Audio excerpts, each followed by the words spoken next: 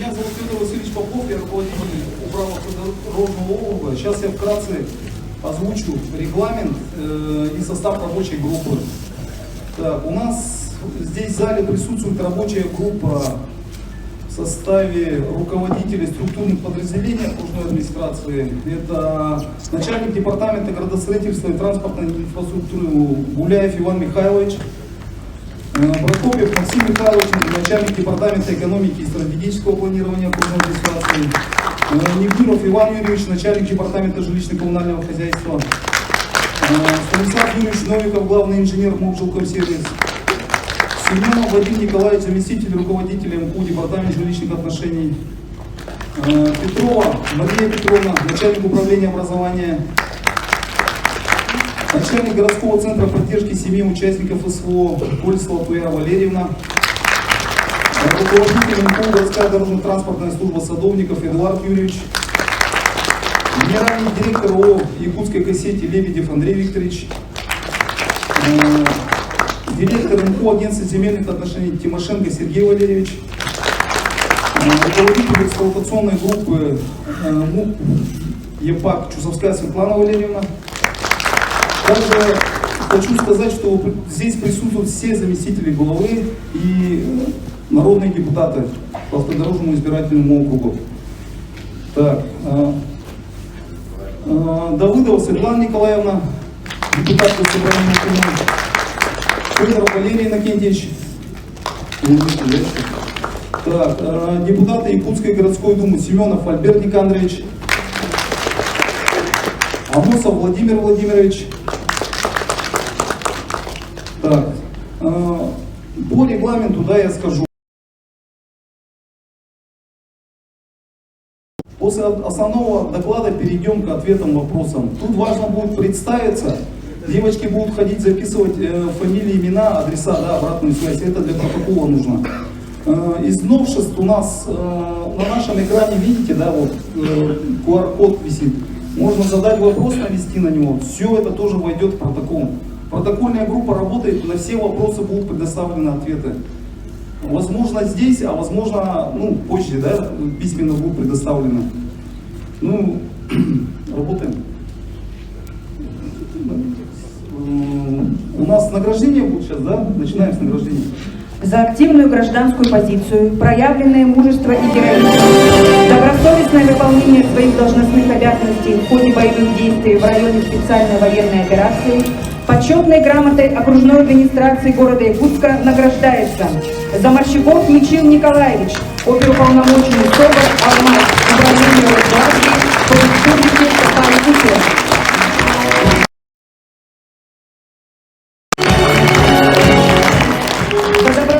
Труд, активную гражданскую позицию, отзывчивость и патриотизм, благодарственное письмо окружной администрации города Якутска вручается Хаютановой Миргуяне Аксентьевне, специалисту по информационной безопасности Управления Федеральной налоговой службы России по республике Саха-Якутия.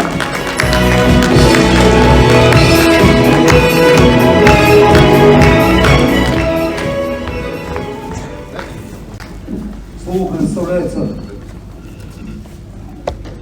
главе городского округа Евгению Николаевичу Григорьеву. Добрый вечер, уважаемые жители округа. Дополню, то есть два QR-кода разобрались, попробовали. Отчет по итогам, покажи, пожалуйста, журнал. Вот этот же журнал у нас в электронном виде, по ссылке можно получить здесь более подробно то, о чем я буду сейчас говорить. Мы с вами сейчас подведем итоги нашей совместной работы за 2024 год, обозначим основные цели на 2025 год и в конце мы вместе оценим, каковы были результаты 2024 года. Основным общественно-политическими событиями в 2024 году являлись выборы президента Российской Федерации и визит Владимира Владимировича Путина в город Якутск. Исторический визит, 10 лет назад он был. 82% избирателей по городу Якутску поддержали Владимира Владимировича Путина. Это исторический рекорд за все время выборов. Это, безусловно, говорит о том, что население города Якутска поддерживать ту политику, которая проводится нашим лидером, национальным лидером. Это выражается в поддержке, во-первых, всех тех национальных проектов, которые реализуются на территории города. Люди видят изменения, которые происходят благодаря крупным решениям, принимаемым главой государства. Мастер-план, один из них. 2024 год являлся, по сути дела, первым годом, по которому мы реализовывали этот документ. Мастер-план в 2024 году был реализован по 23 мероприятиям. В общем, он включает в себя 90 мероприятий. Мы по 3 из них уже закончили. Это 3 больших общественных пространства: площадь Ленина, набережная озера Сайсары со сквером Матери, набережная Романа Михайловича Дмитриева с городским пляжем. Также реализовывались остальные 20 проектов. Это крупные из них: строительство мостового перехода через реку Лена в районе Табаги, это строительство микрорайона Звездный, расселение 17-го квартала в рамках комплексного развития территории спортивной, комплексное развитие территории речного порта, строительство школы номер 1, ну и так по 23 мероприятиям. Общий объем финансирования 274 миллиарда рублей. Мы сейчас активно также проводим работу по разработке проектно-сметных документаций для успешной реализации этапов 25-26 годов. Весь мастер-план у нас должен быть реализован, все эти 90 мероприятий, до 2030 года. И, безусловно, реализация этих мероприятий сделает наш город еще более удобным для нас и для горожан. Демография. Изменения в городе Якутске в лучшую сторону также отражается и в демографических показателях. Город Якутск был и остается самым быстро растущим городом на всем Дальнем Востоке. За последние 5 лет население города Якутска выросло на 15%. По результатам 2024 года наше количество достигло 389 тысяч человек. Это официальная статистика. По факту проживает более 400 тысяч человек на территории города Якутска. Город молодой, 35 лет. В поговорке, как говорится, рыба ищет где глубже, человек где лучше. В городе Якутске благодаря всем принимаемым мерам социальной поддержки, благодаря заработным платам, благодаря предпринимательской активности люди могут реализовать себя, реализовать свою мечту. Большая идет урбанизация с районов республики, с близлежащих регионов, но и также и со стран СНГ к нам активно переезжают, и город благодаря этому развивается. За увеличением количества людей, безусловно, необходимо увеличивать бюджет города Якутска. Бюджет города Якутска достиг рекордных показателей для себя. Это 34 миллиарда рублей по доходам. Мы увеличились совокупно на 8,5% в течение по сравнению с 2023 годом. И по расходам у нас 33,5 миллиарда рублей. Существенную долю, более 63% расходов, это социальная среда, это правый сектор. Правая окружность — это расходы на образование, на культуру, на спорт. Это более 63%. По нашим доходам основную долю, конечно, является безвозмездные поступления, однако по собственным доходам у нас произошел в этом году очень большой скачок, 34% мы увеличили и достигли 14 миллиардов 600 миллионов рублей по собственным доходам бюджета города Якутска. Принципиально и хорошо мы снизили муниципальный долг на 278 миллионов рублей, сократился муниципальный долг, то есть устойчивость бюджета стала лучше. Национальные проекты. С 2019 года решением нашего президента Владимира Владимировича Путина по 2024 год в стране реализовывались национальные проекты, 12 национальных проектов. Город Якутск за все это время, за 6 лет, участвовал в 6 национальных проектах. На уровне городов можно было участвовать на 7. И благодаря участию в 6 национальных проектах нам удалось вложить в развитие города Якутска 26 миллиардов 400 миллионов рублей за эти 6 лет. Если посмотреть по основным национальным проектам, то города Якутска, в жилье и городскую среду это 5,7 миллиардов рублей. Если в деньгах это так, а по объектам это почти 200 километров дорог, 134 объекта уличной и дорожной сети, 1000 переселенных семей, новые школы, в том числе подобная в той, в которой мы сегодня находимся. По структуре вовлеченных средств. 12 миллиардов рублей – это средства государственного бюджета, 11 миллиардов 900 миллионов рублей – это федеральные средства. Город вложил 2,5 миллиарда рублей собственных средств. То есть сила национальных проектов получается то, что мы на каждый наш рубль городской привлекли еще 10 рублей из вышестоящих бюджетов. То есть если бы город без поддержки и без национальных проектов, инициированных президентом страны и партией «Единая Россия», то в 10 раз медленнее было бы развитие города Якутска. Действительно, сейчас за последние 6 лет рекордное развитие города Якутска. Посмотрим, по каким показателям. 24 год по отрасли образования. Здесь в первую очередь хотелось бы отметить развитие материально-технической базы. Ну, вот одна из школ, которая была построена в рекордно короткие сроки в 2024 году, это вот пристрой в школе номер 19, где мы сейчас с вами находимся.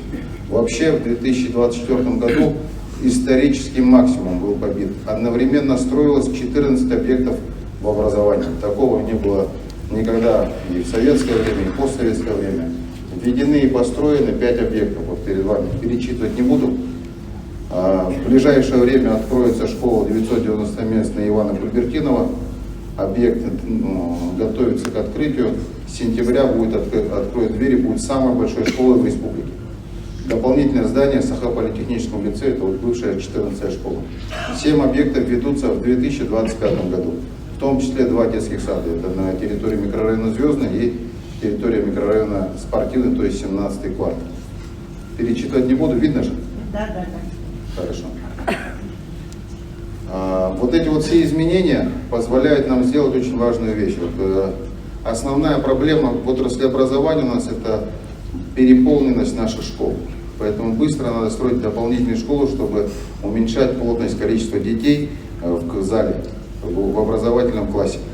Мы благодаря таким большим шагам в прошлом году рекорд был побит, в этом году побит, в 2025 году мы продолжим рекордными темпами строить образовательные учреждения. У нас идет существенное улучшение показателей по ОГЭ и ЕГЭ. Детишки лучше учиться становятся. И вот это вот наша очень важная задача взрослых, чтобы уровень образования наших детей непреклонно рос из года в год. Это позволит нам реализовать все наши перспективные планы по развитию города, республики и страны в целом. Очень важное направление в нашем городе – это жилье и городская среда. Вообще сама строительная отрасль является драйвером экономики. У нас очень хороший показатель, тоже исторический рекорд побит. В 2024 году мы построили и ввели на территории города Якутска все вместе, начиная с индивидуальных жилищных домов и заканчивая высотными многоквартирными домами, 400 тысяч квадратных метров жилья. То есть по 1 квадратному метру на каждого жителя. Это исторический рекорд. Так много никогда не строилось. Благодаря этому у нас активно развивается экономика. Строительная отрасль – это десятки тысяч людей, которые работают в подрядных организациях, которые трудятся строителями, водителями, ну и так дальше. Активно реализуется и завершена, по сути дела, досрочно на 1 год раньше программа переселения из ветхоаварийного жилья, 2-й республиканский этап. Нам осталось переселить 20 семей, по сути дела, это все судебные тяжбы, где идутся, где люди там не согласны с местом или с квадратными метрами. Каждый случай решается индивидуально. Мы за все это время переселили 5861 человек был переселен по программе переселения, и 1 100 000 квадратных метров за 3 года введено. Активно развивается строительная отрасль. У нас активно сносим расселенные дома, 60 домов мы снесли, которые были уже расселены, деревянных домов. По программе переселения в целом мы за год 441 жилое помещение переселили. Следующий важный проект – это безопасные и качественные дороги. За 2019 год по 2024 год мы можете тоже по QR-коду пройти, посмотреть в разрезе округов, где сколько, какой километраж дорог был сделан. В целом надо сказать, что здесь 195 километров дорог – это не просто дороги, это в том числе вся инфраструктура вокруг. Построено 112 километров тротуаров, то есть 112 километров новых тротуаров, где их не было. 15 километров велодорожек. Раньше понятие велодорожка вообще не существовало. 3980 светильников, 3400 опор. То есть благодаря реализации и участию города в этом национальном проекте город становится реально безопаснее. Безопаснее становится уличное движение. Если посмотреть в 2019 году, до начала национального проекта, уровень дорог, соответствующих нормативов в городе, составлял 33%. Еще интересный факт. Вот если посмотреть количество ДТП с пострадавшими, то в 2018 году за год их было 492. В 2024 году их стало 405, на 18% снижение. Еще очень хороший показатель – количество ДТП, которое происходит из-за неудовлетворительного, ненормативного состояния дорог. Вот у нас по этому показателю снижение в 2 раза. В 2018 году их было 159 в год, то в 2024 году уже 69. Если в 2018 году 30% всех ДТП происходило из-за неудовлетворительного состояния дорог, то сейчас этот показатель является уже 17%. То есть в 2 раза меньше стало ДТП по тому, что дороги в ненормативном состоянии. Люди стали меньше страдать из-за того, что дороги привели в нормативное состояние. Сегодня уровень дорог в нормативном состоянии 82%. В 2019 году это было 33%. Крайне важная работа – это развитие общественного транспорта, развитие инфраструктуры в целом. Вот мы 3 года, с этого года начали развитие инфраструктуры. Одним из элементов базовой инфраструктуры любого города является общественный транспорт. В этом году у нас по общественному транспорту следующие показатели. Вот мы с 2022 года обновили 124 автобуса, в 2024 году было на территории города закуплено еще 19 автобусов перевозчиками, которые работают на городских маршрутах. Значит, у нас произошло плановое изменение ряда маршрутов. Это, конечно, для кого-то вызвало неудобство, для кого-то это стало наоборот удобным. Но в целом логика принятия решения здесь была в интересах большинства. Мы увеличили охват территории, где раньше автобусного сообщения не было. И самое главное, подняли стабильность исполнения графиков. Год назад, к сожалению, этот показатель являлся 77% от группы исполняемых графиков, то сегодня это более 90%. То есть за 1,5 месяца после Нового года мы видим очень хорошие показатели по росту динамики и стабильности осуществления общественных перевозок. Будем дальше продолжать в этом направлении. Также запланированы изменения развития системы общественного транспорта. Нам нужно еще порядка 200 новых автобусов закупить. Ну и, соответственно, для решения этой проблемы 2 больших вопроса. Это обновление общественного транспорта. Вот красные автобусы, новые автобусы, они вмещают в себя минимум 2 пазика. Большие автобусы красные 3 пазика. То есть задача сделать больше пропускной способности. Ну и, конечно, это личный состав водителей. Водителей не хватает, мы будем искать возможности для поддержки всех, кто хочет вступить в профессию и занять очень важную работу для всего города, стать водителем автобуса. Второе направление – это строительство теплых остановок. Мы достигли количества 79 теплых остановок. За последние 4 года мы построили 51 городскую теплую остановку. Ну и будем продолжать работу в этом направлении. Также в рамках развития инфраструктуры была продолжена работа в рамках социальной газификации. У нас 1158 газопроводов новых построили. Это перевыполнили все планы, как и в прошлом году. Большая работа проведена по строительству канализационного коллектора номер 3, это вот в нашем направлении, в южном направлении, что позволило сейчас переподключить дома многоквартирные к центральной канализации. Например, вот на Воинской дома на ДСК стояли 9-этажные на сетке. Сейчас эта проблема решена.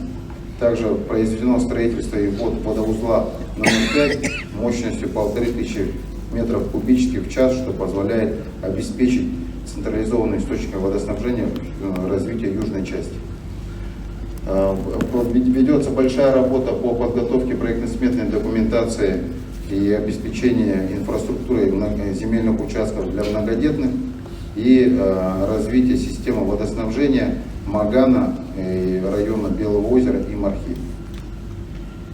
По городской среде у нас большая работа была проведена в этом году по благоустройству. Мы продолжили работу по дворовым территориям, несмотря на то, что это было основным мероприятием в рамках 3-летия благоустройства. Мы также взяли это за основу, и 15 дворов многоквартирных домов было отремонтировано.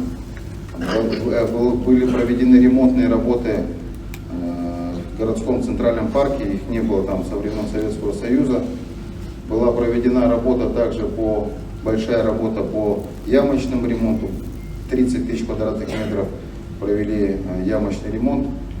Построили 50 остановок, 145 скамеек и порядка 600 урн. Большим вниманием у населения откликается вопрос озеленения. Мы в этом году перешли от формата озеленения с помощью субботников к профессиональному подходу.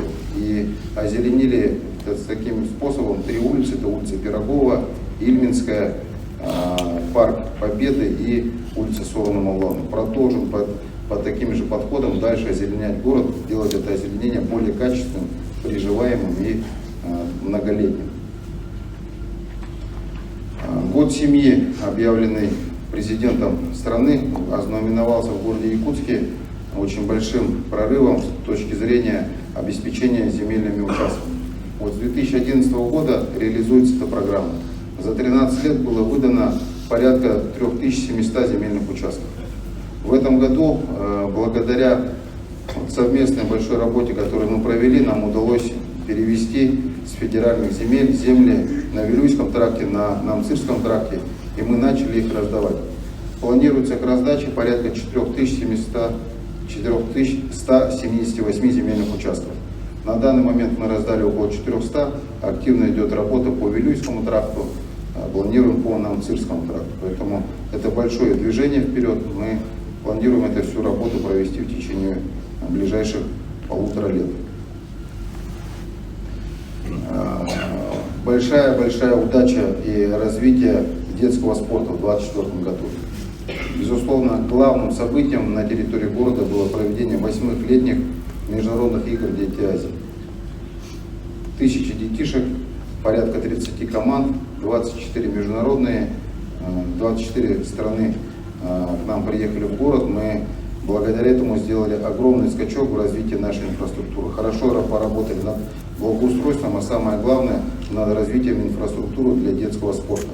Построили и ввели 2 спортзала. Один в Хатасах, второй на Ильминском. Итого у нас в городе Якутске стало уже 9 ДЮСШ. На днях открыли ДЮСШ номер 10, которая открыта здесь с катком на территории микрорайона Звездный. Без учета 10-го ДЮСШ мы подняли на 31% охват детей, которые занимаются в ДЮСШ, и достигли показателя 6757. С учетом ДЮСШ номер 10 мы должны прийти к показателю порядка 9000 детей, которые будут заниматься спортом. Развитие детского спорта – это приоритет, который я ставлю в работе городской администрации. Детишки должны заниматься спортом больше, чаще, любить спорт, и тогда они будут здоровее, и в целом это отразится на спортивной составляющей всего нашего города. Горожане улучшают с каждым годом количество людей, которые регулярно занимаются спортом. В 2024 году мы достигли показателя более 186 тысяч человек, которые регулярно занимаются спортом. Сейчас на данный момент мы строим спортивный зал единоборств на Кубина, и также начнется строительство спортивного зала на территории микрорайона Спортивный 17-го квартала. Тоже будут работать в формате детско-юношеских спортивных школ. То есть к концу этого года мы должны достичь показателя 12 ДЮСШ на территории города Якутска. Строим уличные спортивные площадки, воркаут-площадки, их количество уже достигло почти 70 штук на территории города Якутска. Развитие предпринимательства – очень важное направление. У нас десятки тысяч людей работают в частном бизнесе. Здесь хорошим показателем является количество субъектов малого и среднего предпринимательства. За год, 2024 год, их количество стало 21 750. Если посмотреть за последние 5 лет, то количество предпринимателей почти выросло на 20%. Это означает, что развитие в городе предпринимательства идет хорошими темпами. На это способствуют сниженные ставки по налогообложению, множество инструментов дополнительной поддержки, которые мы оказываем для предпринимателей, которые зарегистрируются и будут работать на территории нашего города. Одной из важных работ это являются муниципальные закупки. Вот у нас 35% всех наших муниципальных закупок мы осуществляем у субъектов малого и среднего предпринимательства. В этом году эта сумма достигла 3 миллиардов 350 миллионов рублей. С каждым годом мы эту сумму увеличиваем.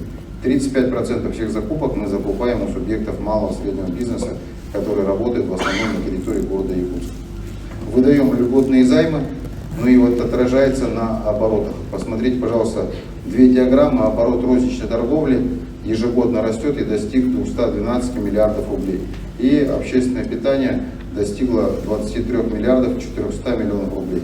Это означает что? Это означает, что объемы предприятий растут, бизнес чувствует себя на растущем рынке, новые возможности развития, это рабочие места, дополнительные налоговые поступления. В таком же направлении будем продолжать работать. Очень важная личная история. Вот я для себя как мэром поставил задачу, чтобы снизить потребление алкоголя и всех последствий, которые связаны. Для понимания, практически все тяжкие и особо тяжкие преступления происходят по состоянию алкогольного опьянения. Поэтому очень важно продолжать работать в этом направлении. Мы планомерно с 2022 года ведем работу по изменению законодательства, по введению дополнительных ограничений для появления новых магазинов и закрытию старых. В итоге что у нас есть? У нас закрыто алкоточек всего 65, сменили специализацию 18, силами МВД изъятие алкоголя более тонны 647 литров и наложено штрафов на наливайки, ЖКФ и прочие субъекты, которые торгуют, 22 миллиона рублей. И что это нам дает? Почему мы очень воодушевлены и видим, как это отражается? Количество преступлений в состоянии алкогольного опьянения за 2 года снизилось на 27%.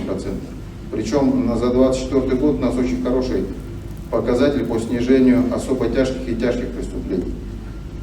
Снизилось на 35%, с 303 до 197. На 35% меньше стало особо тяжких и тяжких преступлений. Это поломанные судьбы. Это будем продолжать в этом же направлении. Количество алкомаркетов снизилось на 12%.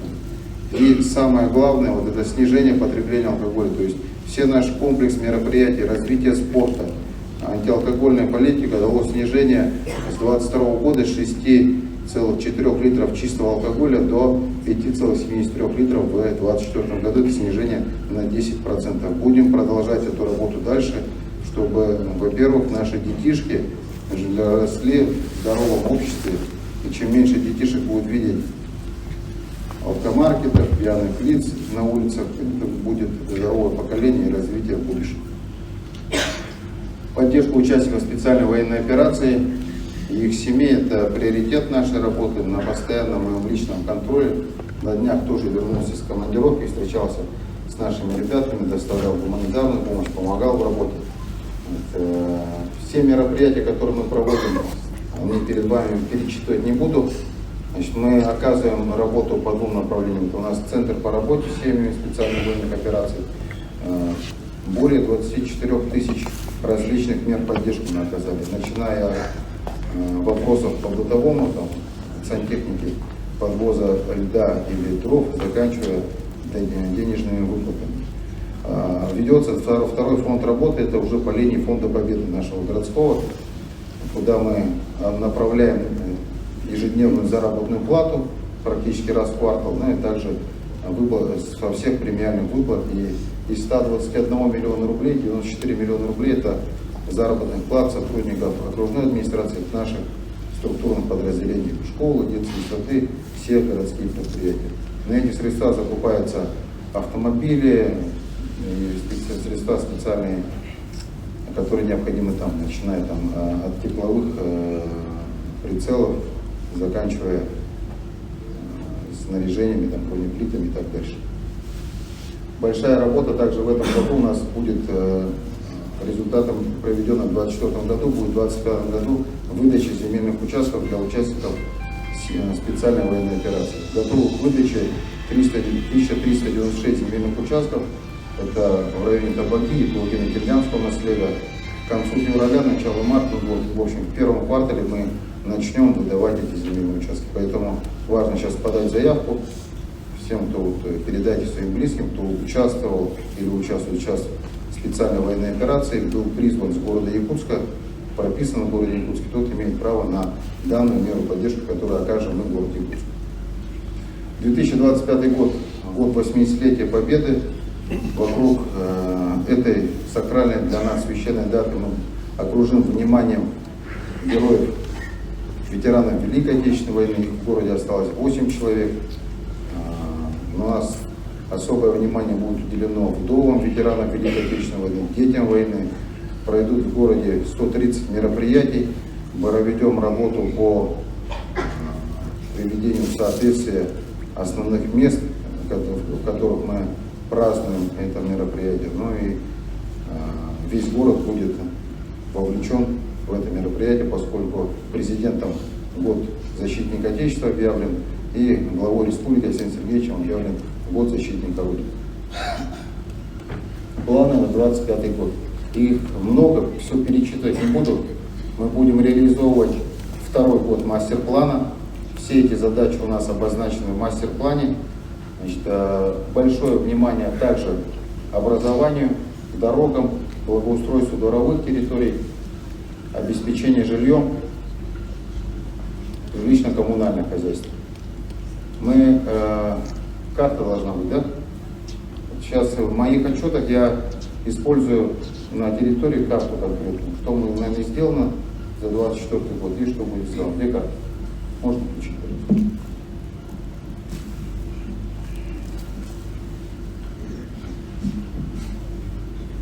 Не видно, наверное, за шторой. Там вот два столбца с левой стороны, что в 2024 году и что в 2025 году. Обычно мы их на бумаге выкатываем. На бумаге есть?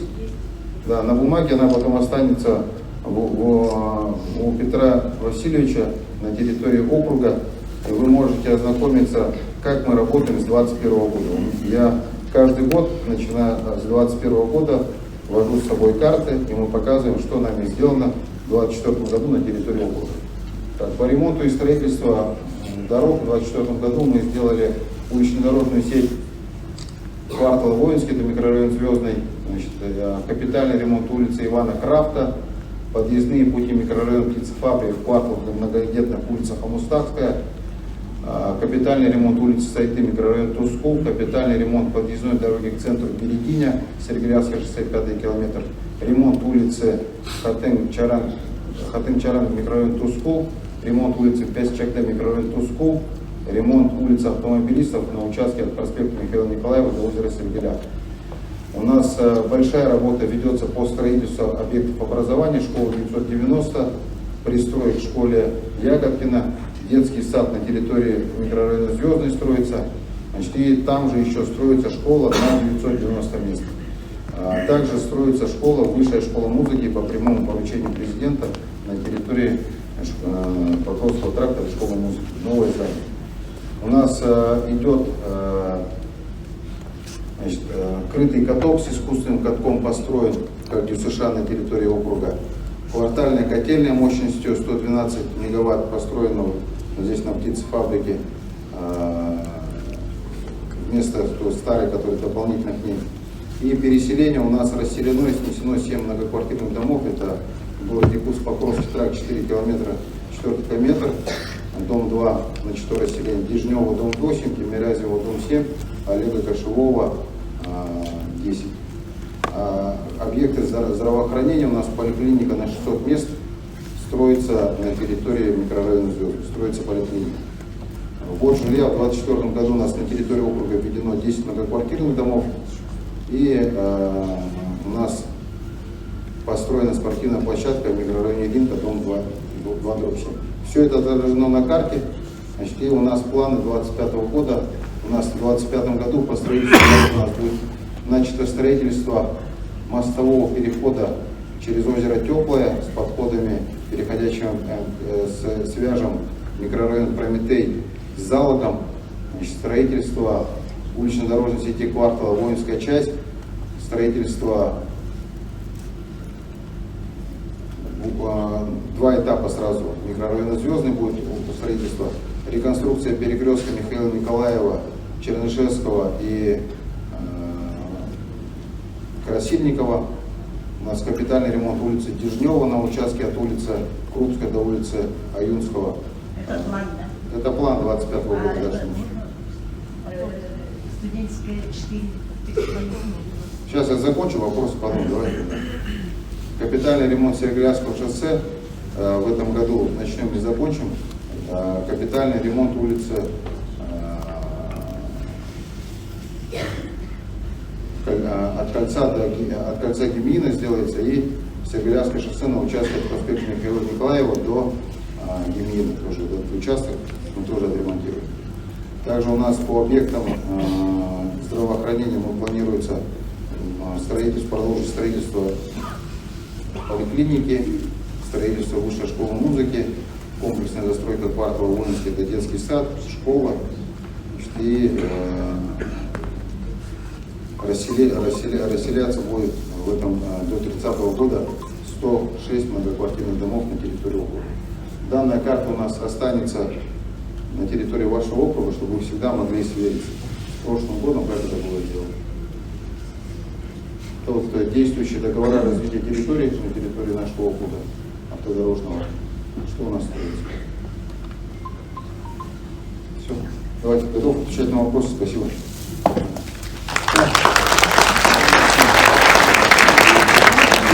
Вопросом, ответом, да, тут регламент будет, прошу, тут зал полный, много народу. Прошу задать один вопрос, представиться, да, потом девочки к вам подойдут, обратную связь возьмут, номер телефона, адрес, куда ответ можно скинуть, хорошо? Тут микрофон у нас посередине, сейчас мы поставим ребят здесь с левой стороны и с правой стороны с микрофоном. 2-3 минуты. Прошу соблюдать регламент, да, тут много нас получается, наверное, у многих есть вопросы. Также можно по QR-коду спросить, можно к девочкам подойти письменно, взять и написать заявление, да. Все это будет включено в протокол. Сейчас, минуточку.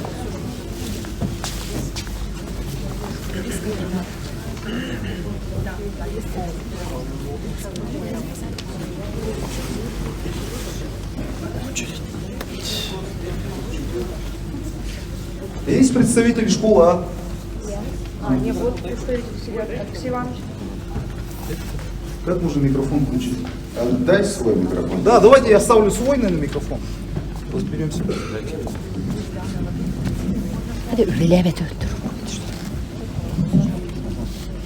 Добрый вечер. Уважаемый Евгений Николаевич, меня зовут Соловьева Наталья Ивановна, член Женсовета автодорожного округа и председатель райкома школы номер 19. От имени родителей и учеников нашей школы хочу искренне поблагодарить вас за вашу большую проделанную работу. Наконец-то наши дети смогут учиться в новой современной школе. За теплую, комфортную остановку, за дороги по улице Кубертинова, Лицевод, за новый автобусный маршрут, за поддержку родительских инициатив по программе «Народный бюджет», благодаря которому мы смогли реставрировать спортивную площадку и автогородок на территории нашей школы. Проделана действительно большая работа, мы все ощущаем улучшение качества жизни. А теперь вопрос, просьба. В 2023 году завершилось строительство улиц Церкицевод с асфальтным покрытием и остановками. Однако по сей день нет эксплуатирующей организации по содержанию данной улицы. То есть грейдирование, уборка улиц, тротуаров также отсутствует.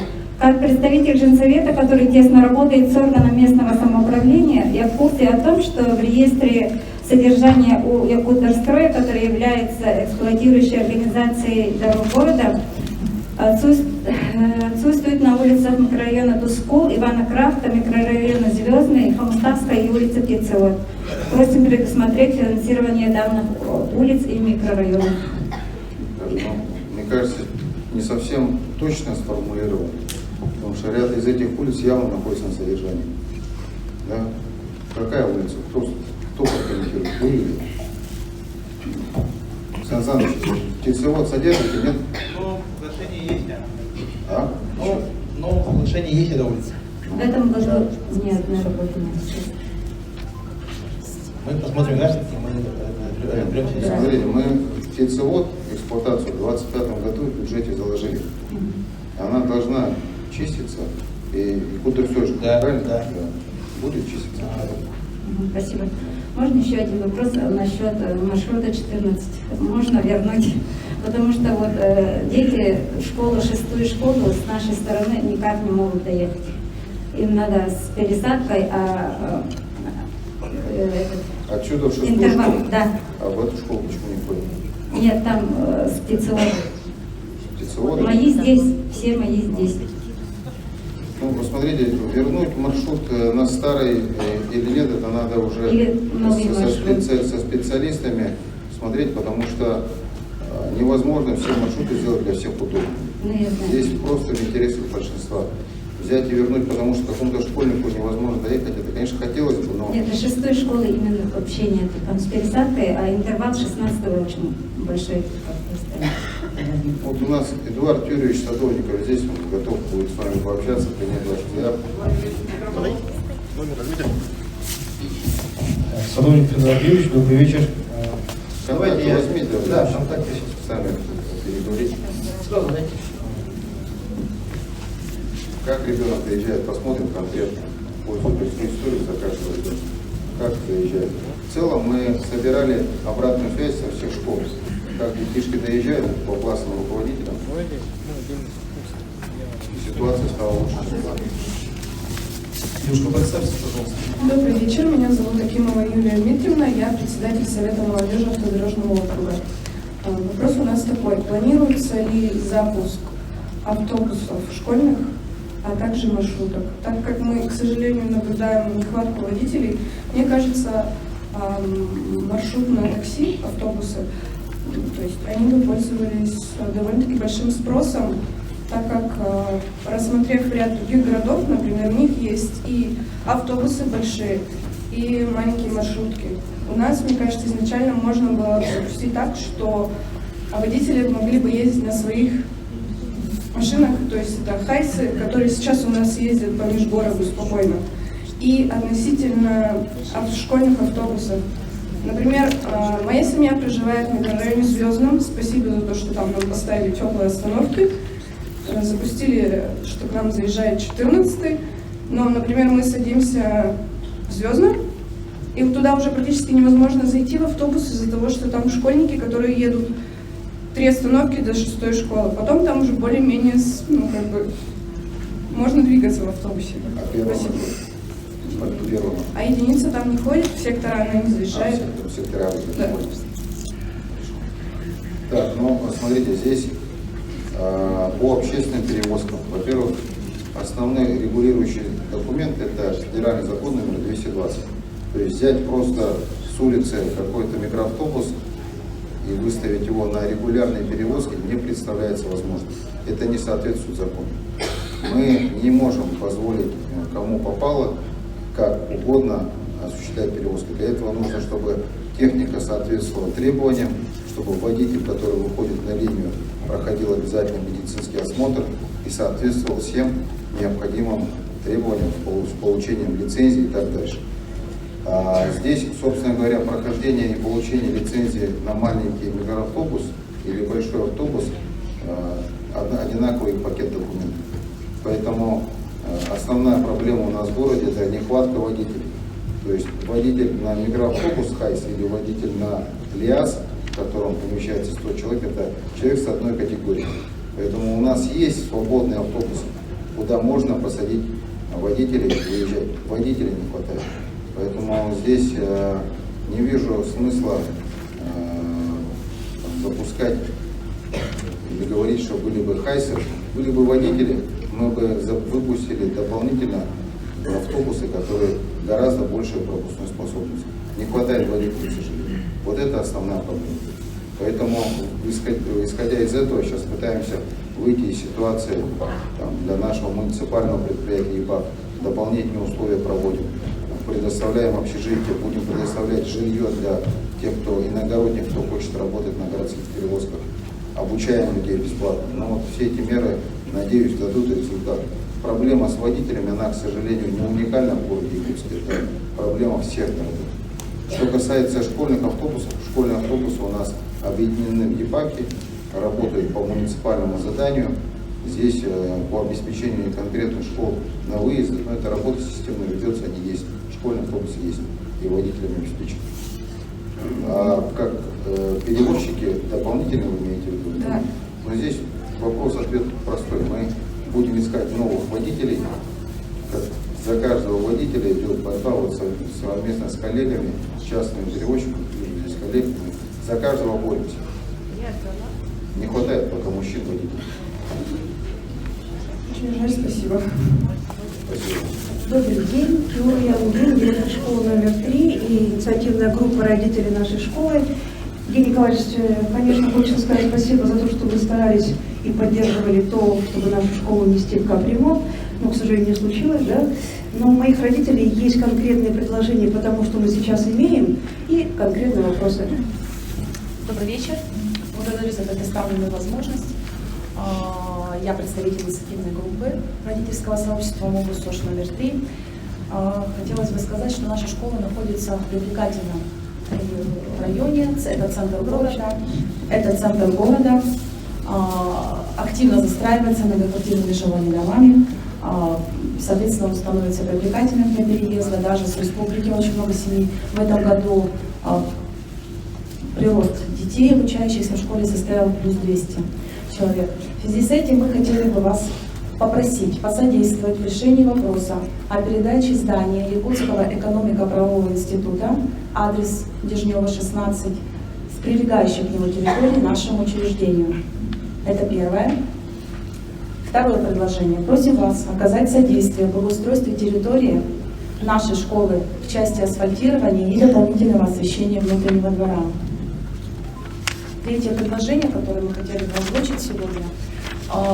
Как ни странно, но на территории нашего района в Залаге нет спортивных комплексов и бассейнов. И в связи с этим просим вас внести строительство данных объектов в нашем районе в мастер-план развития города Якутска до 2030 года. И самый главный вопрос на сегодняшний день, самый обсуждаемый вопрос среди родителей и детей: какие мероприятия проводятся учредителем по внесению нашей школы в список проекта по модернизации системы образования? И в каком году планируется капитальный ремонт здания нашей школы? Спасибо. Спасибо. По капитальному ремонту управление образованием начали. Добрый вечер, уважаемые родители. В этом году у нас будет произведен, скажем, часть капитального ремонта третьей школы. С директором это уже было обсуждено, что мы будем ремонтировать систему канализации на сумму 3 165 000 рублей. В прошлом году вы тоже знаете, что мы самые острые моменты с вами сняли, вместе с вами обсуждали, что надо сделать, и это проделали. Заявка по школьной модернизации была направлена в соответствии с регламентом, положениями этого конкурса федерального. Были определены 2 объекта в этом году в городе Якутске, но это решение принимается конкурсной комиссией на федеральном уровне. Но, тем не менее, может быть произведен и дополнительный конкурс объявлен, мы его ждем, мы к нему готовы, вся документация у нас имеется. То есть могут быть и вторые, и третьи заходы, мы с вами оптимизм не теряем. Спасибо. Но в любом случае, 26-й год заявка тоже пойдет, правильно? Да, как только будет конкурс, мы сразу же в приоритетном порядке именно третью школу направляем. Есть пакет документов. Да, небольшой постскриптум. Во Втородолжном округе наша школа — это единственная школа без ремонта на сегодняшний день. Ясно. Да, спасибо. Так, теперь вопрос по ЯИТК. Его, по-моему, я читал сейчас на днях, лицензии решили, правильно? Здание это государственное или муниципальное? Это государственное. Государственное, да? Но раньше школа же была. Да, Исторически. Да. Это старое здание. Старое, исторически старое здание. Третьей школы. Какие-то частные образовательные учреждения. Но в гуманитарном лицее, который сейчас там работает, порядка 176 учащихся. Здание точно государственное? Точно в МИЗО относится. Вы обращались с... Мы обращались где-то года 2 назад, но нам пришло отказ. Нет, ну давайте еще раз тогда сформулируем письмо за моей подписью, чтобы мы обратились в МИЗО с предложением рассмотреть возможность для дальнейшего развития образовательного комплекса, территориального образовательного комплекса. Передать это в городскую собственность, чтобы при учете развития школы пристрой можно было там сделать. Это здание все равно не пользуется старым. И Да, мы с этой перспективой и хотели. Да, но именно так и надо. Про 29-ю школу сделали, так и надо сделать. Давайте еще раз обратимся, протокольно сейчас отметим. По освещению, когда по поручению будет вопрос блока ЖКХ, горсвета, СЖК, посмотрите, пожалуйста, в рамках светлой столицы социальный объект у нас в приоритете. Посмотрите в этом году, чтобы осветили территорию. Но по асфальтированию быстро не получится, к сожалению. Посмотрим. Капремонт добьемся, сделаем. Спасибо.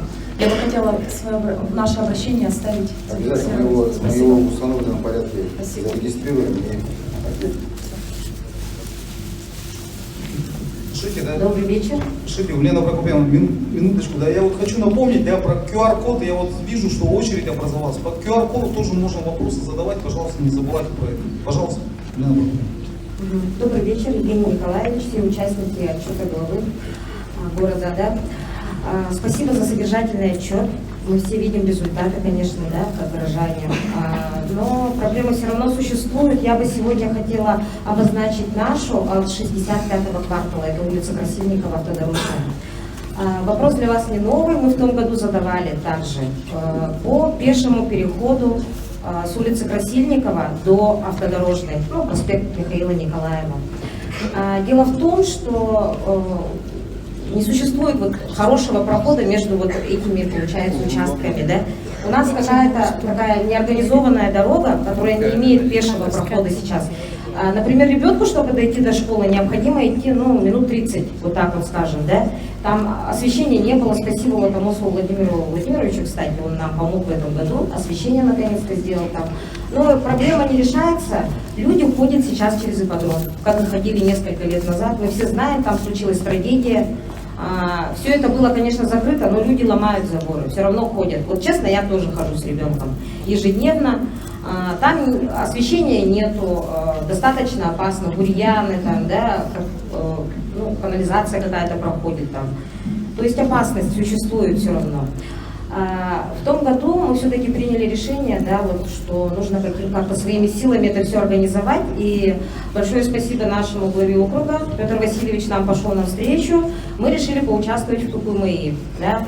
Нас поддержал наш народный депутат Светлана Николаевна Давыдова. Собрали очень много всего, можно сказать. Проект нам выделили. Мы нашли спонсоров. Мы к ректору Агату обратились, он согласился, да. Очень много пунктов было выполнено, но мы не прошли в конкурсе. То есть задача вообще никак не решается. Дети все так же ходят вот этим страшным переходом или по неорганизованному пути, где машины ездят, да, там ничего, там заборы, можно сказать, машина помещается, и по краям наледь частенько бывает, да, или ипподромы. Так быть не должно, какая-то безопасность, наверное, должна быть. Да? Поэтому у нас вся надежда остается на вас. Это не дворовая территория, это именно общественное такое пространство должно быть. Да? У нас проект на руках, у нас есть люди, которые хотят. Какую школу конкретно? 39-я школа. Территория ипподрома где затрагивает? Прямо по краю, получается, ипподрома, там есть Планета Электро, да, магазин, и вот между эта заборная часть. Дело в том, что там существует промежуток именно муниципального участка, это муниципальная земля, и директор Планеты Электро пошла тоже нам навстречу. Она сказала, я забор подвину, вы, пожалуйста, организуйте. Это без проблем. То есть очень многие люди пошли, нашу петицию, или как это можно сказать, КПМИ подписала свыше 700 людей. То есть это очень много кого затрагивает, и до сих пор мне пишут и звонят, и говорят, когда мы будем безопасно ходить наконец тоже.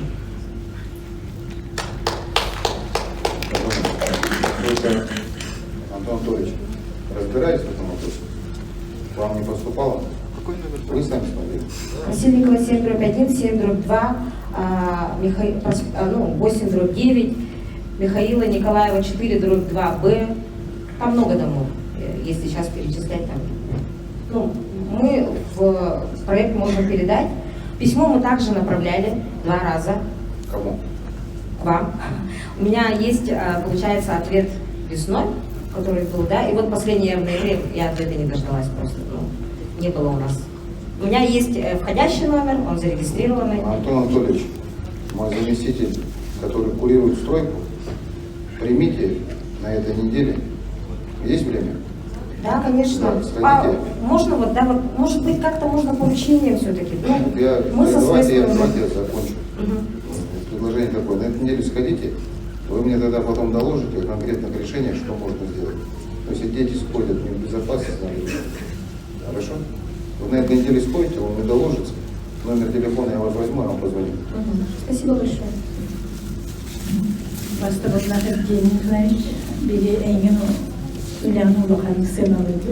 Min kaçağı canları, hasta canları atırtan gelen turabın, şkola trecima возраста дембар, onu ehiyenemki, dağlarki, teverekteler yukarı hıccarlar, nahan takıyı verenler, oduktan takkar kuruluk var. Bunların yoktan ete panişeniyor, soğuktuğun büyük kıçaktılar, bilerektik tavuk, bir volontörmen denildi.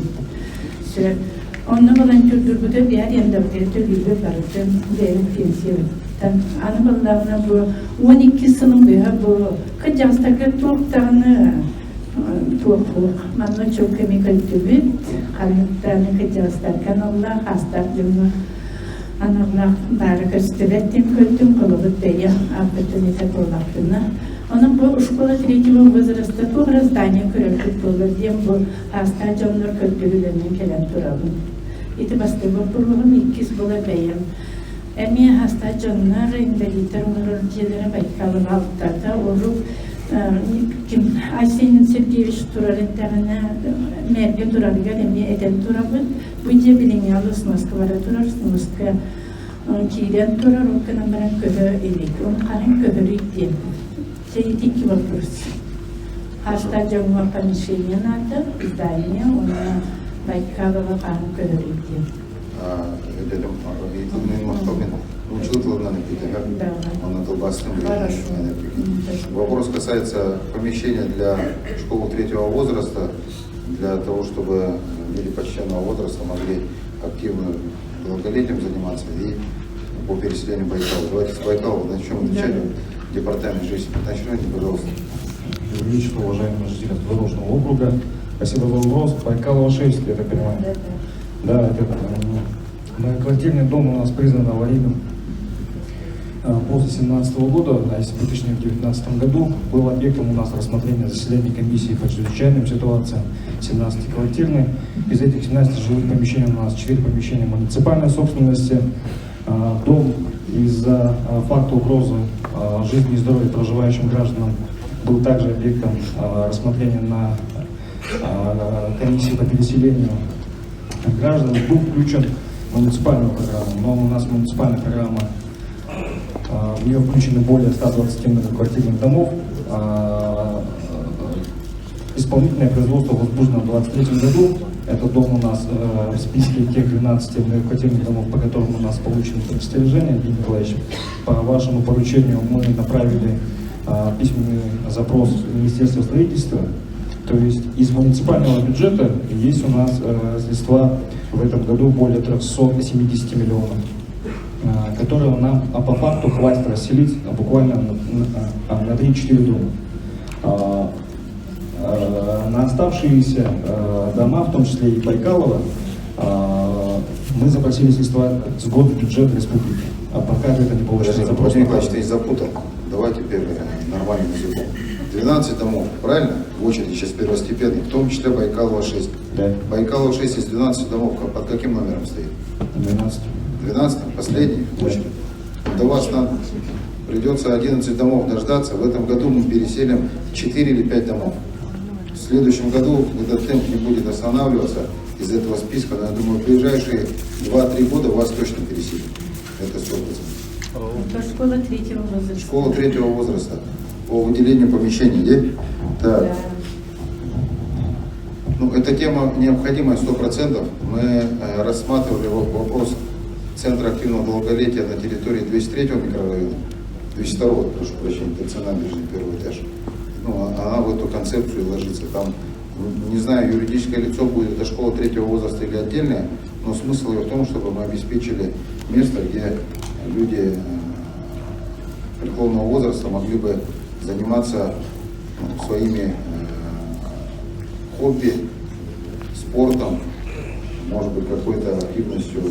Активно занимается всех мероприятиях Да. города. Да, я Даже согласен. республики, У нас в планах стоит, мы готовимся. Я думаю, в этом году мы придем к тому, что уже будем заканчивать отношения с предпринимателями, которые там стоят. И ТЦ набережной, первый этаж, мы переведем для этих целей, для того, чтобы люди почтенного возраста могли там собираться. Это вот в этом году мы, думаю, уже договора все прекратим. Спасибо. Пожалуйста. Добрый вечер. Поскольку вопрос касаемо насчет переселения, наш дом вот по Студенческой объявлен аварийным в 2017 году. Сказали, вот в 2017 году, в 2024 году будет переселение. Мы до сих пор там мучаемся, там невозможно жить. Когда будет переселение? Вопрос конкретный. Да, 17-й год, после 1 января, правильно? Ты знаешь? Нет, в 2017 году в сентябре было. Ну да, понятно. Сейчас вот программа переселения, которая сейчас реализуется, с 1 января по 12 по 1 января 2017 года переселялось 166 многоквартирных домов на территории города. Вот их переселение мы закончили. Мы сейчас обратились в федеральное министерство, чтобы начать переселять дома с 2017 года, вашего года. Ждем начала 2026 года, когда начнется федеральная программа. Пока мы только за счет города Якутска вот переселяем. В этом году будем переселять дома, которые были с судебными решениями. Ваши дома 17 год пойдут как только сразу, 26 год, да? С 26 года, в следующем году 17 год переселяем. С 26 года. Да. И второй вопрос. Вы сказали, вот водителей не хватает. Да. И куда обращаться конкретно? Конкретно можете обратиться в ЕПАК. ЕПАК, сам ЕПАК. Наш ЕПАК. В ЕПАКе мы бесплатно обучим. Нету жилья, дадим общежитие. Если семейный из другого УЛУСа, дадим жилье, чтобы с детьми проживать. Спасибо. Это ЕПАК. Также требуется от частным перевозчикам. У нас их 5 крупных предприятий, которые также активно требуются водителей. Ну, в ЕПАК можно обратиться хоть сегодня. Спасибо. Спасибо. Добрый вечер, уважаемый Евгений Николаевич, участники. Меня зовут Василев Ольга Аркадьевич, я учитель первой школы. И у нас вот несколько вопросов. Ну, первое, это у нас по отоплению школы. Ну, последние 3 года мы встречаемся, наша школа встречается с некоторыми проблемами с частной котельной СКС, Северная коммунальная система. Однако, учитывая нестабильность тарифов и возможные риски, связанные с обслуживанием частного объекта, просим рассмотреть возможность передачи котельной под управление муниципалитета. Это позволит обеспечить стабильное теплоснабжение школы и повысить надежность функционирования отопительной системы. На сегодня не подписан договор, отказывается подписывать договор, отказывается отапливать школу в будущем. Вот по коммунальным еще второй вопрос по КНС. В январе текущего года произошли серьезные перебои в работе КНС Залога. Но я там сам тоже живу, и рядом вот, на Строды 16 тоже такие аварии были.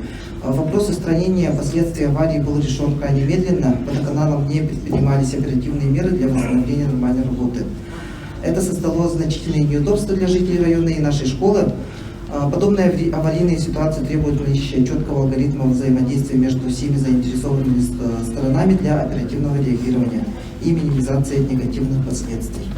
И наша школа находится сейчас на Ленина 50, там наша школа находится рядом с остановкой. И напротив школы, напротив входа школы, там, конечно, остановка, очень много людей, они курят, скопление очень большого народа, и это вызывает некоторые проблемы. И просим, также рядом с этой остановкой очень много самокатов, летом, осенью, весной тоже стоит, и это, конечно же, опасно для детей. И хотим, чтобы тоже просим принять меры насчет этого. Остановку перенести? Да. Ну, это вряд ли. На проспекте Ленина остановку перенести, другого места нет.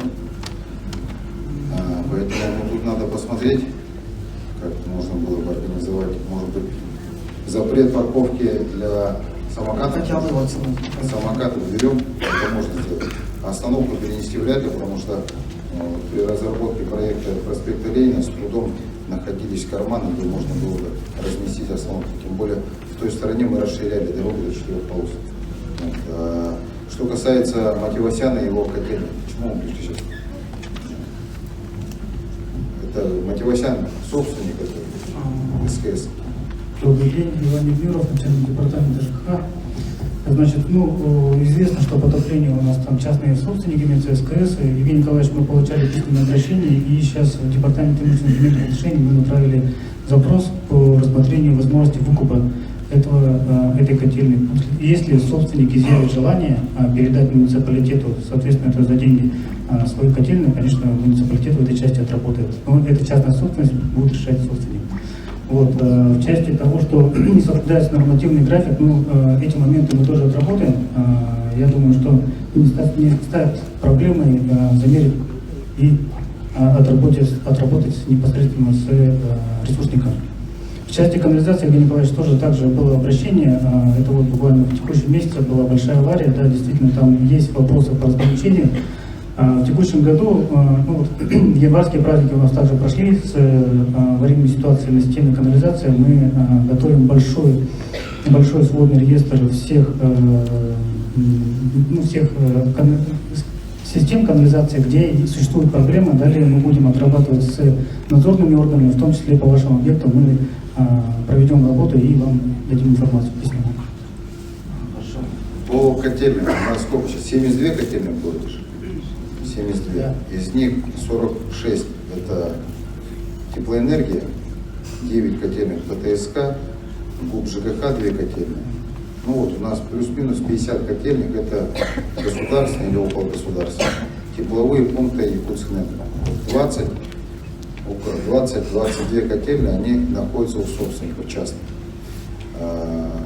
По праву собственности такая же собственность, как жилье, квартиры и прочее. Поэтому мы должны учитывать интересы владельцев этих котельных.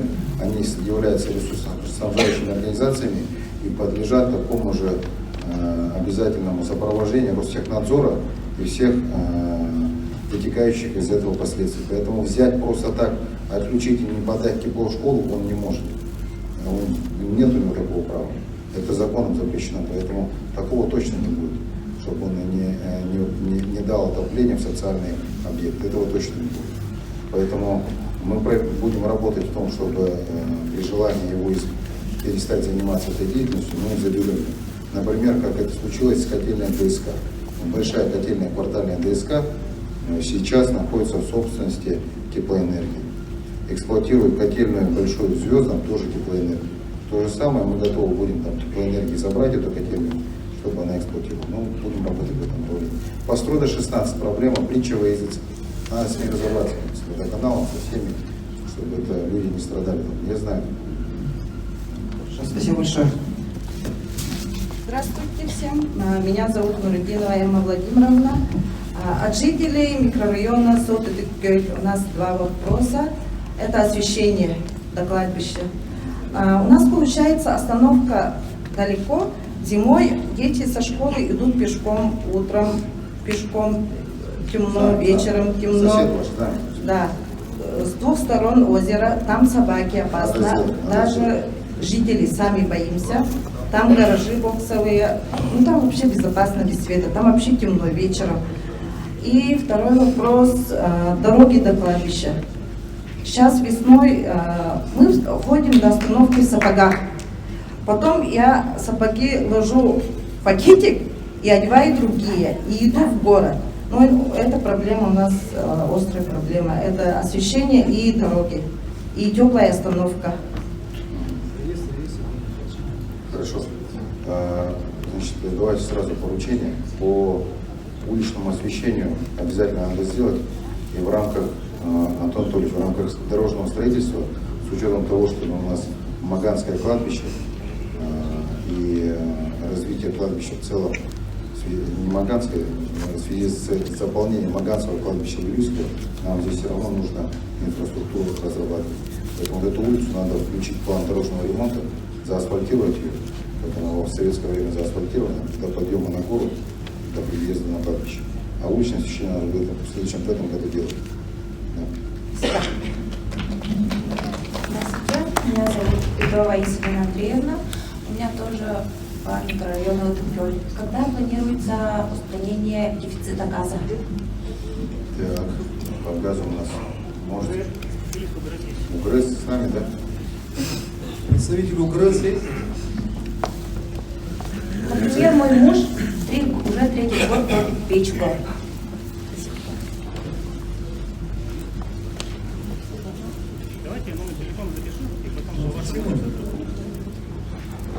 Записать номер телефона. Здравствуйте, Румянцева Марина Олеговна. Вы уже в курсе, то, что в декабре прошлого года у нас создалась ассоциация председателей советов многоквартирных домов. Я вхожу в координационный совет. И уже не только от имени совета, но и от себя лично, так как являюсь жителем аварийного дома, уже наболевший вопрос, это вопрос работы управляющих компаний. Кто их работы, их отчеты работ именно, не знаю, ведет, проверяет. Потому что вечные проблемы – это течи, водоснабжение, канализационной системы, теплоснабжение. У меня в детской комнате гирлянда из 6 хомутов только на 2 метра. И это в детской. Это опасно, сами понимаете, теплоснабжение, водная система отопления. Постоянно где-то что-то перемерзает. Приезжают, смотрят. Не было дома. Какие там, они же должны какие-то акты составлять о проделанной работе. Если кого-то не было, хотя бы соседям там, чтобы акт о том, что не было, приехали на устранение, там, допустим, да, вызов, да, вот это уже нужно непосредственно, чтобы они отчитывались о проделе. Мы же все-таки платим за коммунальные услуги, так, ведь вот все подтвердите. За что мы платим? Вот вопрос. Деньги куда уходят? В канализацию, которую они не починили?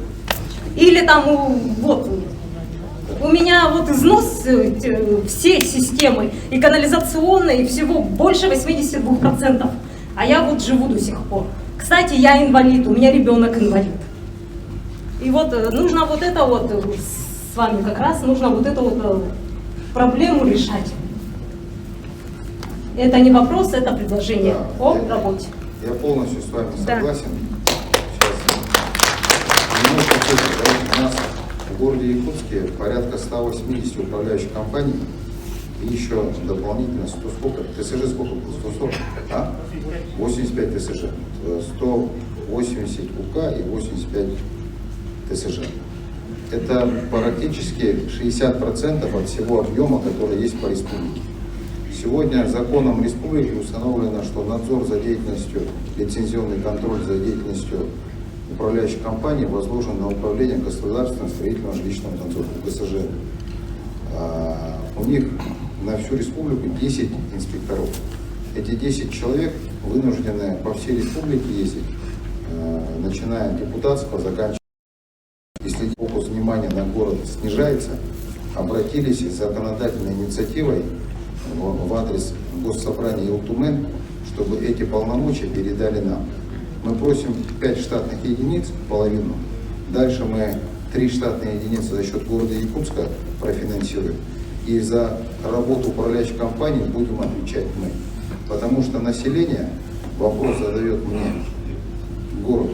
Не важно, что у ГСЖ или в нашем городе мы хотим отвечать за работу управляющих компаний. Если она плохо работает, с нас спрос, мы будем бороться за решение лицензии, но пока закон 2 года мы уже ждем. 2 года ждем, надеюсь, нас поддержат, нам передадут, и мы готовы отвечать. Мы готовы перед населением, перед вами лично ответить потом за то, что там эта управляющая компания, почему не лишена лицензии, или почему происходит там плохая. Итак, предложение, может в городе составить какой-то, как сказать, реестр, да, именно управляющих компаний. Насколько они вообще хорошо работают. Рейтинг, да, именно рейтинг управляющих компаний, да.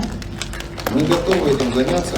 Светлана Николаевна, поддержите нас, поставьте вопрос. Мы готовы забрать эти полномочия, нести по всем нормам закона ответственность за работу управляющей компании. Вот сегодня перед людьми отвечать у нас нету инструментов, мы просто наблюдаем, как они работают.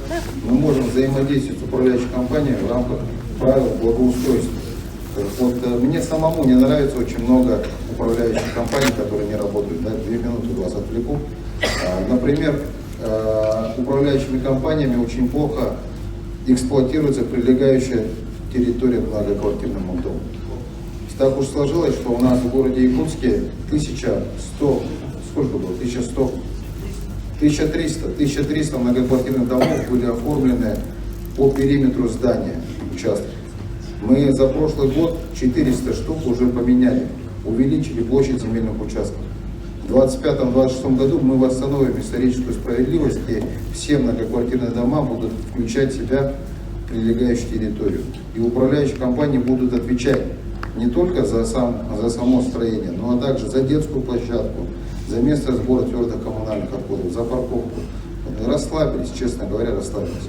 Вот эту работу мы уже начали. В этом нас поддержала прокуратура, Росреестр. Вот сейчас нам надо с правительством республики и с депутатским корпусом Госсобрания довести работу до конца и забрать в город Якутск лицензионный контроль. Будем работать. Руслан Олегович Бердюгин, председатель Совета МКД Чернышевского 110А. Жалоб никаких не будет. Хотел поблагодарить вас за работу, результаты впечатляют вас и вашей команды. До встречи с Игорем Георгиевичем решили вопросы Иван Юрьевич, соответственно, Владимир Владимирович Рожаков по соцработе.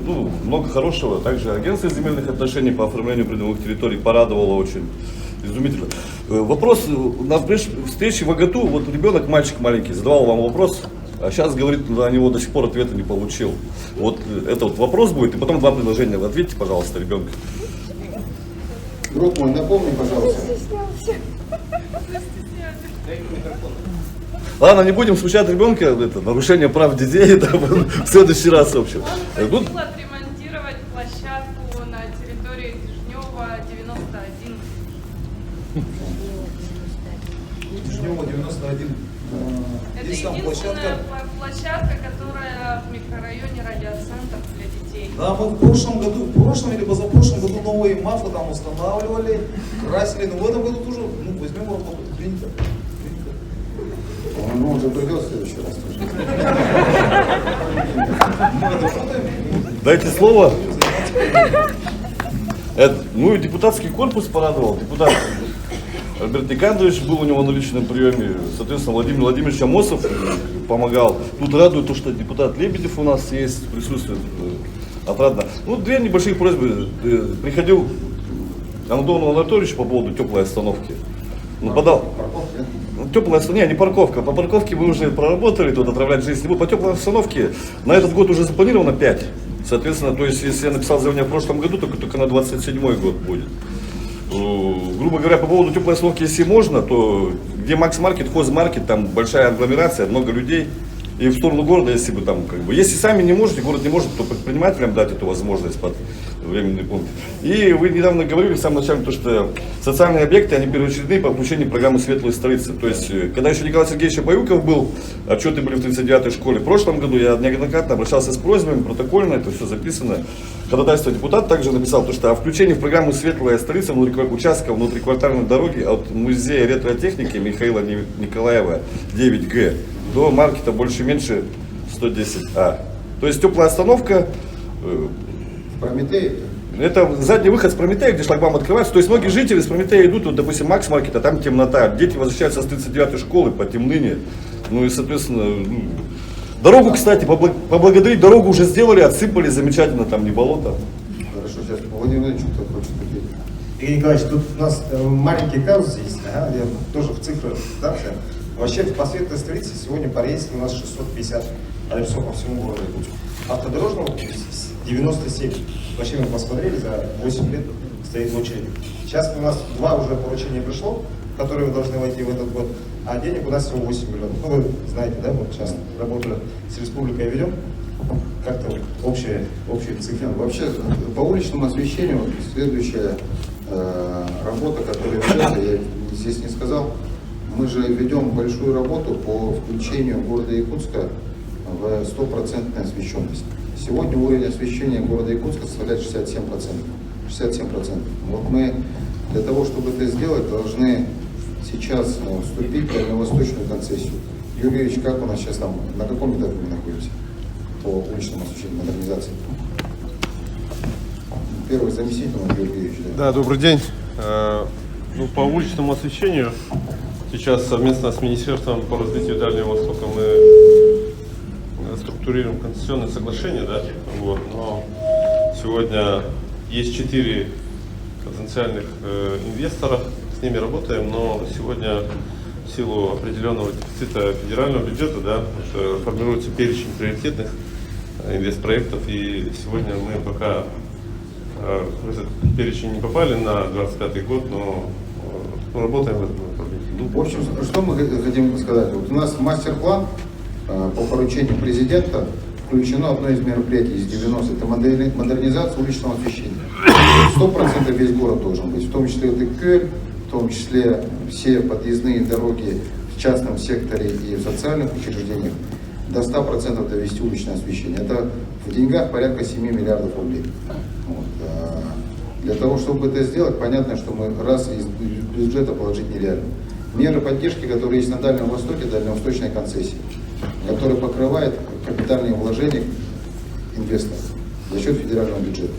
Вот мы пакет документов подготовили и будем обращаться в Министерство по развитию Дальнего Востока, чтобы нас включили в 26 год. Включат, в течение 2 лет будет весь город освещен. Изумительно. Прошу извините, что перевод, прошу протокольно это отметить. Конечно, конечно, это наша приоритетная работа. Ну, также хотел поблагодарить, отметить отдел полиции номер 1 Игоря Николаевича, Хамзата Борисовича и нашего участкового, товарища Оськина Александра Александровича на передовой. И финальный вопрос по поводу того, что когда вы были первым заместителем главы в 2020 году, вы подписали разрешение на строительство дома Чернышевского 110А. Ну и ситуацию Антону Анатольевичу обрисовал. Прошу дать поручение Антону Анатольевичу сделать выезд, чтобы тут время не тратить. Выезд на месте. Да, он в курс дела уже поставил, занимаетесь. То есть оно сейчас осталось не за многоквартирным домом, правильно?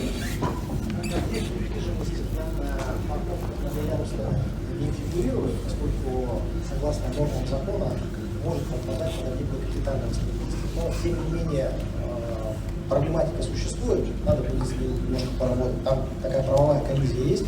Посмотрим, что можно сделать. Да, надо решать. Ну, отчетов еще много, конечно, и поддерживаю переход на конкурсную модель главы города. Все, не буду мешать. Спасибо. Добрый вечер. Разрешите, да, минуточку, да. Я еще раз напоминаю про QR-код. Можно будет задать вопрос через QR-код, так что не забывайте это, пожалуйста. Добрый вечер. Меня зовут Сургутская Елена Евгеньевна, я член Родсовета 39-й школы. Такой вопрос. Можно ли предусмотреть строительство отдельно стоящего здания детского садика в районе Прометей? У нас сейчас не хватает мест. Прометейчик находится в жилом доме. И как родители у нас остро стоит. Эта проблема есть. У нас по документам по ПТПМТ пока нет, правильно? Вопрос территории. Там, в рамках действующей застройки там негде посадить, да. Только на дополнительных прилегающих. То есть у нас что получилось? Сам проект изначально Прометея должен был предусматривать там детский сад. Застройщикам были изменены характеристики, там сегодня детского сада, к сожалению, нет, все пристроены в здании. Чтобы решить этот вопрос, у нас остается 2 варианта. Первый — это увезти оттуда наше большое стратегическое предприятие теплоэнергия, базовые находится. Но мы это пока не можем сделать, поскольку не представляется возможным, куда, где и куда их увезти. Вопрос стоит, да, он на повестке есть, пока не знаю, как мы это сделаем. Пока территории нет, к сожалению. Здравствуйте, меня зовут Галина Виктория Сергеевна, я проживаю в микрорайоне Птицефабрика. Я хотела такую вот историю рассказать. Я живу в 4-квартирном доме по улице Студенческой, в самом старом доме нашего микрорайона. Это была усадьба Кушнарева 1906 года постройки. Но, как известно, что он ранее построен и отведен в этом году. Вот. Я живу одна, воспитываю, у меня 5 детей, 4 школьника, я воспитываю их одна. Такой вот вопрос. Построили дорогу? Да, прекрасно, все прекрасно. Но так как наш дом находится у дороги, наш каждую весну затапливает. Да, я приглашала в том году, приезжал какой-то начальник, он посмотрел, уехал, даже ничем нам не помог. Хочу еще такое вот сказать, что вся студенческая улица живет в таких неимоверно страшных условиях. Сейчас зайти, да, все нормально, но когда это все растает в мае будет, да, это ужасно. Я устала строить мосты, я устала качать эту воду. В том году у меня сгорела помпа, мне пришлось с детьми по 100 ведер в день мы вычерпывали. И когда приехал тут начальник, Диана уехала, пообещала, и ничего не сказавши, уехала. И ничего не было сделано. Вы не представляете, как это тяжело. Какой дом, в каких условиях мы живем. Там грибки под полами невозможно обрастают. Да? Я заработала же, я там 6-й год. Я не так давно купила, да, потом нас признали под снос. Я заработала астму, у меня бронхиальная астма, у моей соседки бронхиальная астма, еще 3-я соседка, у нее рак 4-й стадии легких. Они являются ли это причиной нашего проживания там? Да. Квартира или блочный дом? 4-квартирный дом. Да, прямо у дороги. Вот когда все студенческий, 22-й же год, да? 22-й год. Когда мы начали эту работу, это когда я ходила и признавала все дома, я ходила, документы собирала, это был 21 год.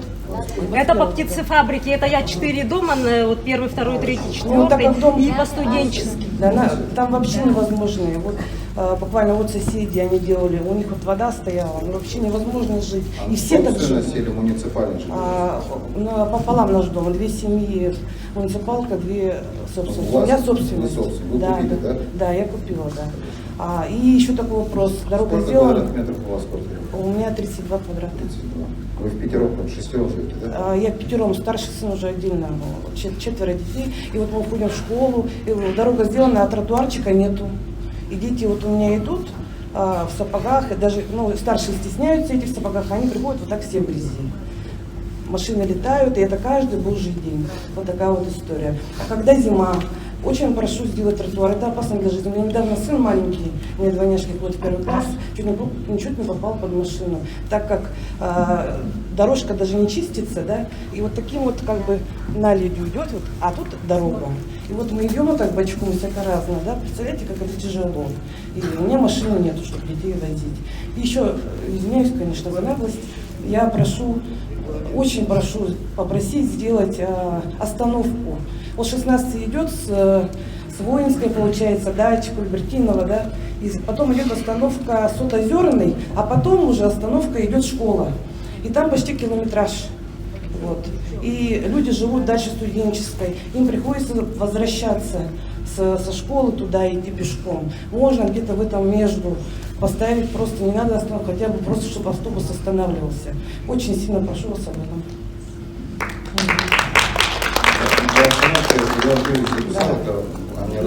Жить невозможно. Прошу. Теперь, хорошо, вот смотрите, по аварийному жилью у вас 2 варианта. Первый, значит, это обратиться в департамент жилищных отношений для предоставления вам маневренного жилого фонда. Маневренный жилой фонд, там, по крайней мере, будет безопасно. Знаете, мы им доверяем этому. Мы очень сильно боимся остаться там навсегда. Ваше жилье никто не заберет. Ваше жилье, оно остается в вашей собственности. Вы же собственник. Это просто говорит о том, что вы в моменте, пока будете ждать переселения, мы вам можем предоставить маневренный жилой фонд. Решение задачи стратегически только одно. Это предоставить вам как собственнику другое жилье взамен ваше.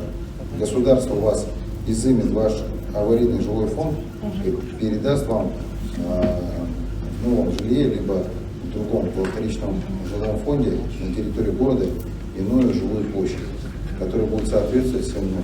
Это вот решение. Если вас в 2022 году признали, то сначала будет переселяться 17 год, 18, 19, 22, 21, 22.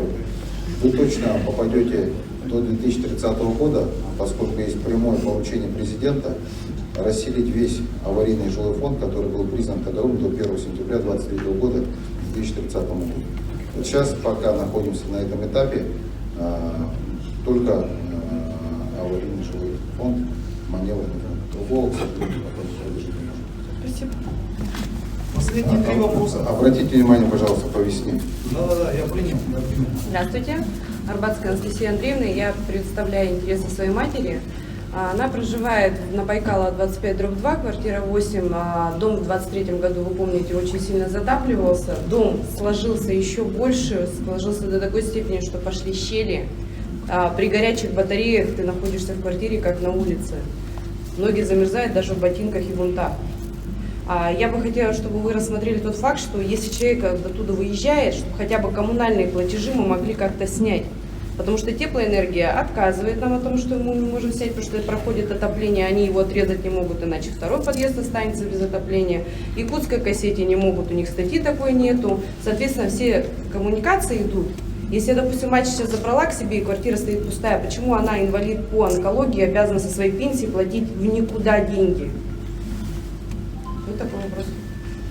Да, действительно, это есть проблема, поскольку система отопления многоквартирных деревянных домов зачастую не подразумевает возможности локального отключения поквартирного от источников теплоснабжения.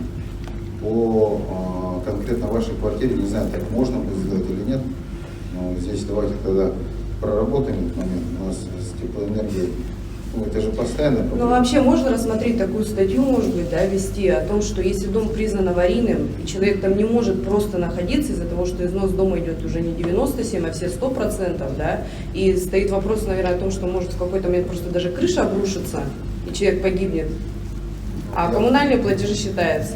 Да, я скажу больше того, я сам с этим тоже очень много вопросов вызывает. Вот, допустим, у нас почти в каждом многоквартирном доме, который мы переселяем, находится квартира, одна или две, как показывает статистика, где люди отказываются переселяться в предлагаемый вариант. Не устраивает район, квадратура, ну и так дальше, да, в каждом случае индивидуально. И пока эта квартира остается такой в судебном разбирательстве, мы все остальные 15 переселили, забрали в муниципальную собственность, мы не можем отключить их от тепла, поскольку законом это запрещено. И мы вынуждены платить сотни тысяч рублей, по городу получается миллионы рублей за пустующие квартиры из муниципального бюджета, поскольку одна квартира в судебных тяжбах. Человек, как правило, даже может там не проживает, но в ЕГРН его право собственности не погашено. Это закон о теплоснабжении. Нет, ну хотя бы тот факт, что, допустим, если округ у нас составляет акт о том, что в квартире невозможно проживать в связи с тем, что там холодно или состояние не то идет. Почему эти акты другие коммунальщики не могут принять как факт того, что снимать эти платежи? Это же, по идее, правомерно должно быть. По начислениям за отопление в аварийных домах, где по акту люди уже не проживают. Что можно сделать? Добрый вечер. Липчик Василий Николаевич, главный инженер АО ТП. Давайте сделаем так. Вы письменное заявление обратитесь к нам, мы рассмотрим. Я сейчас к вам подойду. Хорошо, а другие коммуникации? Якутская сети, Ну, если смотрите, если жилкомсервис. электричество, вы по счетчику платите. Ну это да. Но жилкомсервис, допустим, она там не проживает, она не сливает, она мусор не выкидывает. А они-то снимать не могут, они ссылаются на определенные статьи, на свою, допустим, которые у них есть по юридической части. То есть одну сторону они прикрывают, а другую нет. Еще раз, это касается вопроса, вот если по всем ресурсам смотреть, отопление это теплоэнергия, поскольку в доме по квартирного теплосчетчика нет, вопрос стоит. По электричеству вопросов у вас быть не должно, там все по счетчику. Ну, по электричеству это да. По водоснабжению, если стоит счетчик, Нет, если у нас надо не стоит счетчик. счетчик. Надо просто счетчик поставить по водоснабжению и все. Тогда никаких вопросов нет. Если у вас нет водоподавления, то и нет водоподавления. Там по воде это меня даже мало интересует, там 100 рублей это по воде не То есть у вас стоит. только по отоплению? Отопление в жилкомсервис, якутской кассете, теми, в принципе, которыми не пользуешься. Так, хорошо. Вот по опыту работы с аварийным жилищным фондом, да, вот недавно вот подходила одна жительница с улицы Петра Алексеева, также аварийный жилищный фонд. Человек, собственник может и вправе обратиться к ресурсникам и закрыть свои лицевые счета. Пока не представляется возможным отрубить отдельно, локально, как вы правильно сказал Евгений Николаевич, теплопровод. Он все равно проходит через ваше жилое помещение. Да. Живете вы или не живете, это уже с ресурсниками по теплу, да? ну, с теплоносителем. А по остальным у нас есть, например, на практике жильцы, которые отключили и закрыли свои лицевые счета. Могут подойти и подписать у нас акт освобождения. На основании чего они освобождения. закрывают лицевые счета? На основании чего они закрывают лицевые счета? Заявление и Ну, акт заявление освобождения. хорошо, а Вот акт я вот- это округа получается? Позвольте продолжить. Да. Либо территориальный орган управления, либо с нами можно отработать самый акт освобождения жилого помещения, где по вашему заявлению, по вашим доводам, по вашим аргументам вы покинули небезопасное жилое помещение. Оно может быть принято во внимание. Хорошо, спасибо. И еще такой факт. С утра Следственный комитет заводил дело по поводу того, что дом затоплялся. И, допустим, первую квартиру вообще не включили. Второй раз суд сейчас переносят, а те, кто действительно пострадали, очень сильно их затопило. И вы прекрасно сами были это видели, Следственный комитет их не включил. Хотя документы за... Здравствуйте, Захарова Ольга Сергеевна, Байкалова 25/2. У меня личного характера просьба. Я обращаюсь во все инстанции, воюю с квартирантом. Он сделал слив. Я ничего, я все инстанции обошла. Участковые совсем не работают. Я жду участкового. На меня никто не обращает. Я куда только уже не звонила. Прошу вас помочь. На квартиранта. Он сделал слив. Частично в благоустроенной квартире. Меня затапливает. Над вами живет? Он живет надо мной, да. У меня и потолок мокрый. Летом меня топит вода. Весь год меня топит квартирант. Пишу во все инстанции. Слушайте. Я отвечу, да? Я ситуацию знаю, Ольга Сергеевна, мы с вами на связи, да. Прошлую пятницу, как я говорил, я пытался туда, но в общем никто мне не открыл. Вот сейчас у вас участковый уполномоченный, старший лейтенант Оськин, он был в отпуске, сейчас появился, да. Мы эту квартиру сверху отработаем же, получается, да. По сливу мне надо посмотреть, я туда ни разу не проник, я не зашел. Мы посмотрим, меры будем принимать. Мы сейчас... Принимайте, потому что Да. у меня все мокро. Мы сейчас с Этот участковым потолок скоро уполномоченным на меня обвалится. договоримся, да, съездим. Есть там мероприятие кое-какое, я вам потом позже скажу, да. Мы с вами на связи, да. Хорошо. Вот, ты же вот что-то хотел сказать, да, Владимир Николаевич? Да, по несанкционированным перепланировкам, в том числе изменения технических характеристик жилого помещения в части обустройства самовольного слива, необходимо обращаться к нам, подавать заявление. Существуют меры административного наказания за самовольную перепланировку, в том числе и то, что вы описали, если это действительно так. Есть акты, есть видео, все Да. есть. А к нам обращайтесь, заявление к нам, мы отработаем. Но я ДЖО написала. Ну, если вы нам писали, вы должны были получить ответ. Вы получили ответ? Такого быть не может. Я вас попрошу проверить свою электронную почту. Крайний вопрос, да? Можно? Николай, да, крайний вопрос. Здравствуйте. Я председатель ДСК «Строитель». Это Покровский тракт, 10-й километр, Николай Коваленко. Ну, обычно в отчетах оценивают. Вот. Ну, регламент, поэтому я коротко скажу, что, по-моему, вами сделано максимум из возможного.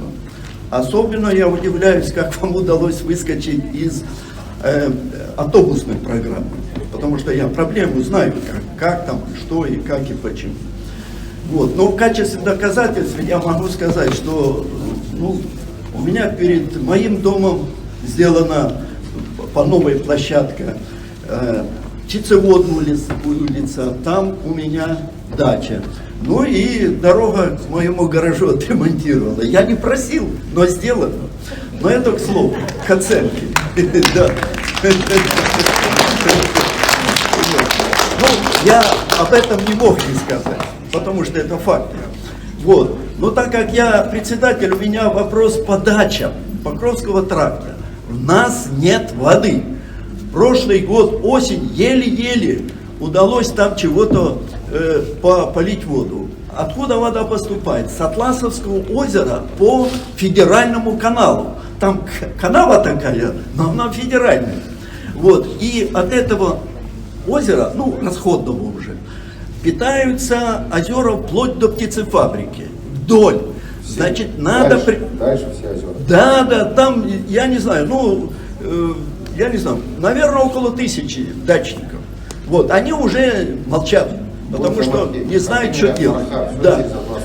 Вот, значит, я прошу может даже требует предусмотреть финансирование, потому что воды не будет в Атласовском озере. И дорога поднята, и водопропускник тоже подняли. Ну, видимо, по старым этим нормативам, не нормативам, уровням. Вот. Надо подкачивать, надо предусмотреть финансирование. Один раз такое было уже. Поэтому ставить там насос в эту канаву или федеральную, так сказать, канал качать, и вода пойдет не только в наш кооператив, но много туда дальше. У меня все. Да, Спасибо. Спасибо, Николай. Давайте отвечу. Есть вопрос следующий. Городской канал. Сегодня у нас большое обводное кольцо, малое обводное кольцо, все завязано на Шестаковку.